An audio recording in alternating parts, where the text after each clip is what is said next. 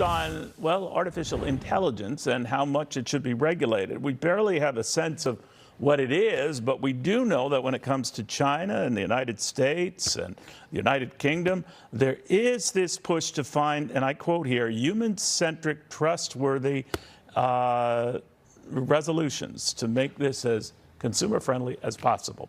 Well, if you come up with those type of descriptions, it ain't happening. Anyway, let's go to Carl Szabo, the NetChoice Vice President, General Counsel, Professor of Internet Law, George Mason University's Scalia Law School. Carl, always learn a lot having you, but I'm just wondering, and I understand the need to get a handle on this, but you first have to understand this before you start pushing regulations, don't you? But where is this going?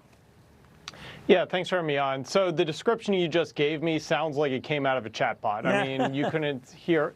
It's a bunch of words strung together that mean absolutely nothing, and this is kind of the overarching approach. What we are seeing right now is literally a UN for AI. And as we've known, one of the members of this is China. They will say one thing and do something completely different. They will steal our technology, and whoever wins this race will be the tech leader for the next decade. So this is all about putting America on its back foot, and much like how this administration gave away our energy independence, it seems to be giving away our technological independence. So what are we seeing out of this? We're seeing harms for three different groups. One, American businesses. Two, American national security, and three, American users. So with businesses, we are wrapping American businesses in bureaucratic red tape here. And as we know, we need to innovate at the speed of light, not the speed of bureaucracy. And if we approach the same Mother May I approach that we see out of Europe, we will be a tech loser. From a national security approach, and this is something that strikes me very closely as an American Jew, we see how AI is being deployed in places like Israel, in services like Iron Dome or Cyberdome, and is being used every second today to stop cybersecurity attacks against Americans. And then finally, American users. We are using AI every second to stop spam emails, fraud emails, and using AI to stop bad actors from attacking us personally. So all of this is a bad idea. All this is going to chill innovation, and all of this will make sure that the bad actors who will not follow the law will be able to do whatever they want, and only the good actors will be hamstrung. You know, the argument against what you're saying, Carl, is you don't want to kill this thing in the crib.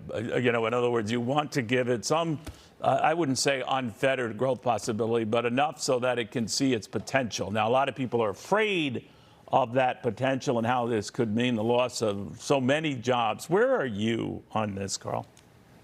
Yeah, so first of all, and there are people in the administration who I vehemently disagree with on almost everything, like FTC Chair Lina Khan, who came out yesterday and said there are thousands of laws that apply to AI today, and that makes sense. We don't outlaw hammers, we outlaw bad uses of hammers. Same thing's true with AI. We don't outlaw AI, we outlaw bad uses of AI. So what we need to get back to is actually enforcing the laws we have rather than grandstanding and trying to create new laws. Now, the other thing that you're pointing to is the use of AI. We use AI all the time.